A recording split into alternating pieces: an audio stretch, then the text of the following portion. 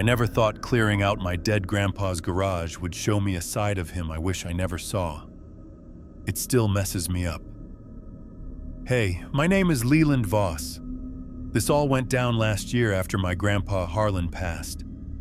He had a modest ranch house in Grant Park, Illinois, not too far from Chicago. It was a simple place with a big garage full of his tools and junk. The family picked me to clean it out since I was closest and had some time off work. I figured it would be easy, just sort stuff and throw away what we didn't need. I got there early on a Wednesday. The drive was okay, but I stopped at a drive-thru for some breakfast sandwiches. The house looked the same as always, quiet neighborhood trees in the yard. Grandpa liked to sit on the porch. I went straight to the garage because it was the messiest part, as the floorboards in the house creaked loud when I walked through to get some boxes, just like they did when I was a kid visiting. In the garage, it smelled like oil and old wood. I started moving things around. There were stacks of old car parts and boxes with clothes from Grandma. I found some photos of the family from years back. That made me smile for a minute. Grandpa was always quiet, but he loved us in his own way. I remembered how he used to let me help him fix the lawnmower. I had forgotten my work gloves in the truck, so my hands got all dirty from the dust right away. The old radio on the shelf still worked, and I turned it on low for some background noise. After a bit, I heard this strange scraping noise from the corner under the workbench. I stopped and listened close. Oh, it happened one more time, then nothing. I told myself it was probably a raccoon or the wind, but it gave me a weird feeling. I kept working, but I looked over there every few minutes. I almost decided to leave the garage for another day. I mean, I had plenty of time, but I pushed on. The fan I plugged in kept clicking every so often, which made the quiet parts feel longer. I needed to move the workbench to get behind it. It was heavy, but I got it shifted. That's when I saw something odd on the floor. There was a seam in the concrete that looked too straight, like someone cut it on purpose. I knelt down and touched it. My hands got dirty. I thought about ignoring it. Who puts a door in the garage floor? It didn't make sense. But I grabbed a tool and pried at the edge. It lifted up, and under it was a false floor and stairs going down into a small concrete room. I grabbed my flashlight from the truck.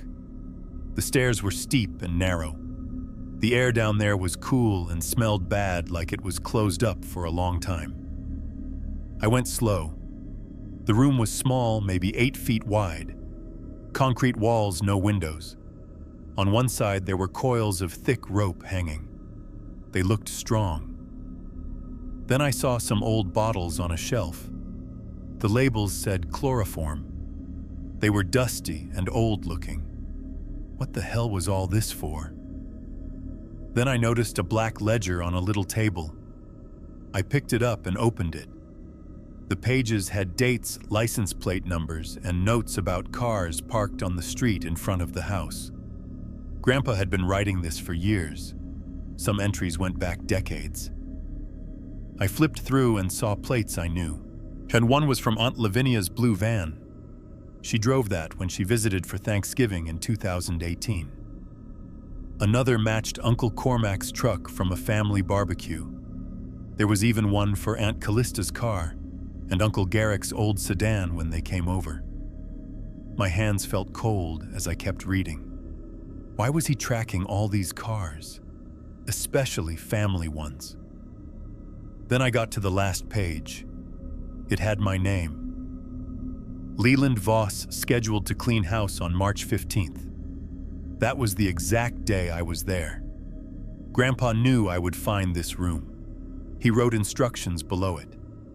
If the wrong person opens the room, burn everything inside and seal it up tight. Do not ask questions. For me, he said to keep the family secrets safe. I said shit out loud without thinking. This was too strange. Grandpa planned for me to see this even after he was gone, and I sat there a minute trying to make sense of it. The ropes and bottles didn't look good. And the ledger with all those plates, including ours. Did the family know about this room? They sent me here alone. Maybe they stayed silent about whatever Grandpa was doing all those years. I climbed out quick and put the false floor back exactly like it was. I moved the workbench over it and cleaned up any marks. I finished the rest of the garage, but my mind was not on the work. Every little noise made me pause. That night when I got home, I forgot I had left some dishes in the sink. The kitchen smelled a bit off, but I didn't care. I just sat there thinking. In the next few weeks, I got a call from Uncle Garrick. He asked how the cleaning went and if I found anything out of the ordinary. Well, his voice seemed normal, but now I wonder. I didn't tell him a thing. The house sold soon after. I hope the new owners never find that room. But knowing Grandpa expected me to discover it makes me paranoid about the whole family. Some secrets were never meant to be opened, and now I have to live with this one. I still check the street at night sometimes, just in case.